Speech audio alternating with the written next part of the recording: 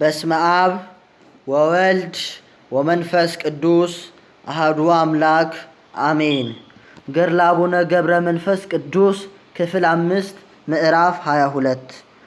እርሱ አባ ገብረ መንፈስ ቅዱስም ከዚያ ተነስቶ በነፋስ ሰረገላ ሆኖ ወደ ሀገሩ ተመለሰ።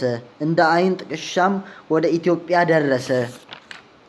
ከዚያም ጥቂት ቀን እየጸለየና እየዘመረ ከልደት እስከ ጥምቀት ቆየ። እንዳስለመደው የጌታችን የኢየሱስ ክርስቶስ የጥምቀቱ በዓል በደረሰ ጊዜ ተነስቶ በነፋስ ሰረገላ ሆኖ የእግዚአብሔር በግ ወደ ተገለጠበት ወደ ዮርዳኖስ ይሄዳል። አብ የምወልደው ልጄ ይህ ነው ብሎ ወደ መሰከረበት፣ መንፈስ ቅዱስ በነጭ ርግብ አምሳል ወደ ወረደበት፣ ከዚያም ሚስጥረ ሥላሴ ወደ ታወቀበት፣ ሦስት አካል አንድ ባህሪ ወደ ተገለጠበት አባታችን ቆሞ ረጅም ጸሎት ጸለየ። ጌታዬ አምላኬ የኢትዮጵያን ሰዎች ይቅር በላቸው አለ። እነሱ ሳያዩህ አምነውሃልና ልደትህን፣ ጥምቀትህን፣ ሞትህን፣ ትንሣኤህን፣ ዳግመኛ ወደ ሰማይ ማረግህን ያምናሉና ያመኑብህ በማየት አይደለም በመስማት ነው እንጂ። አቤቱ ቃልህ አይታበልምና ብፁዓንስ ሳያዩኝ የሚያምኑብኝ ናቸው ያልከው ዮሐንስ በወልድ የሚያምን የዘላለም ሕይወት አለው ብሎ በወንጌል እንደተናገረ የምለምንህ አንተን ስለዘነጉ ስላልተጠመቁ ሰዎች አይደለም፣ አምነው ተጠምቀው የሥጋ ድካም ስላሸነፋቸው ሰዎች ነው እንጂ። ያን ጊዜም ሰማይ ተከፈተ፣ የእሳትና የብርሃን መጋረጃ ተገለጠ። እንደ ልማዱ ጌታ ተገለጠለትና እንደ ቀድሞው አስራት ሰጠው። መላእክትም በሰሙ ጊዜ እልልታ አደረጉ። የኃጥአንን ነፍሳት ይዘው መላእክት ወደ ዘላለም ሕይወት ወሰዷቸው። አባታችንም ደስ እያለው ወደ ኢየሩሳሌም ሥጋውን ደሙን ሊቀበል ሄደ። አስቀድመን እንደተናገርን እሱን ከሚመስሉት ከደጋጎች ሰዎች ጋር በዚያ ይውላል።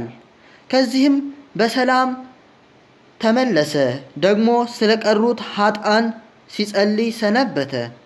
የፋሲካ በዓል በደረሰ ጊዜም እንደ ልማዱ ሥጋውን ደሙን ሊቀበል ሄደ። ወደ ቀራንዮም ደርሶ በዚያ ለከበረ ለክርስቶስ መስቀል ሰገደ። ጌታዬ ፈጣሪዬ በአንተ ያመኑ ደጋግ ሰዎች ናቸውና ሕዝብህ ኢትዮጵያን ይቅር በል ብሎ ጸለየ። በትንሣኤህም አመኑ። ድንቅ ሥራ ስትሰራላቸው አይተው ካላመኑ ከሰቃሊያን ወገን ያይደሉ ናቸው። ያላዩህ ያዩ ዘንድ መጥተዋልና። አሁንም ሕዝብህ ኢትዮጵያን ይቅር በል፣ ለሚመጣውም ዓለም ወራሽ አድርጋቸው። ለብዙዎች ቤዛ ለመሆን ተሰቅለሃልና በሐራም ጦርም ተወግተሃልና ውሃ ደም ከጎን ፈሷልና አንተ ካህን ነህ። ሥጋህም ቁርባን ነው፣ አንተ የሕይወት ኅብስት ነህ። መስቀልህም መሠዊያው ነው። በቃልህ ሥጋዬን የበላ ደሜን የጠጣ የዘላለም ሕይወት አለው ብለሃልና አቤቱ እንደ ቸርነትህ አድርግ፣ እንደ መሐላህም ይቅርታ አድርግላቸው፣ ይቅር በላቸው። እንደ ቸርነትህም ብዛት በደላቸውን አርቅ። አባታችን ጸሎቱን በጨረሰ ጊዜ ሰማይ ተከፈተ፣ የእሳት መጋረጃ ተገለጠ። አባታችንም ጌታችንን በኪሩቤል ላይ ተቀምጦ በግርማ መንግሥት አየው። አባቱን እናቱን እንዳየ ሕፃን ደስ አለው። ጌታችንም አቡነ ገብረ መንፈስ ቅዱስን ወዳጄ ምን ላደርግልህ ትሻለህ አለው።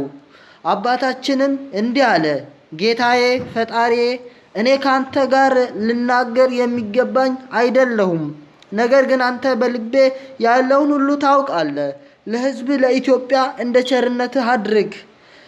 ጌታችንም የኢትዮጵያውያንን ኃጢአታቸውን ይቅር ብያለሁ፣ ከሲኦልም አወጣኋቸውም፣ ቁጥራቸው 60,000 ነው። ከዚህ በኋላ ጌታችን እንዲህ አለው፣ የመረጥኩህ ወዳጄ ከዚህ በፊት በኃጥአን ላይ ምሕረት አደረግኩልህ። የእረፍትህ ቀን በደረሰ ጊዜ ኪዳን እሰጥሃለሁ። መታሰቢያህን ያደረገውን ሁሉ እምርልሃለሁ። የምምርልህም ብቻውን አይደለም እስከ 15 ትውልድ ድረስ እምርልሃለሁ እንጂ ለወዳጄ ለኪሮስ እንደሰጠሁት ላንተም 3 እጥፍ ኪዳን ይሁንልህ። ዳግመኛ ሰማያውያን መላእክት ስጋህን እንዲገንዙ አደርጋለሁ። መላእክትም አስራት ሲሰጠው በሰሙ ጊዜ በመለከት ምስጋና አቀረቡ። ይህን ድንቅ ስራም ባዩ ጊዜ አደነቁ። ያን ጊዜም መላእክት ከሲኦል የወጡ ነፍሳትን ወስደው ወደ ዘላለም የሕይወት ቦታ አስገቧቸው። ከሞት ወደ ሕይወት መሸጋገሪያ በሆናቸው በከበረ በአቡነ ገብረ መንፈስ ቅዱስ ምልጃ ስለወጡ ነፍሳት እልልታ እያደረጉ ደዌ፣ ሐዘን፣ ሕመም ወደሌለበት ከእንግዲህ ወዲህ ሁለተኛ ወደማይሞትበት ወሰዳቸው። አዎን እኮ ብፁዕ አባታችን ከራሱ አብልጦ ባልንጀራውን ወደደ። ቀድሞ ስለ ኃጥአን ይጸልያል፣ ለራሱ ምንም ሳያስብ ኖረ። ስለ ኃጥአን ነፍሳት ሁል ጊዜ በስግደት ብዛት ላቡን ሲያፈስ ኖረ። ከሲኦል ሜዳ የኃጥአንን ነፍሳት በረበረ። ለስጋው አስፈላጊ ስለሆነው የሚበላውን የሚጠጣውን የሚለብሰውን አይለምንም ነበር። የዚህን ዓለም ገንዘብ አይፈልግም ነበር፣ ፈጣሪውን መሰለው እንጂ ባልንጀራውን ይወዳል።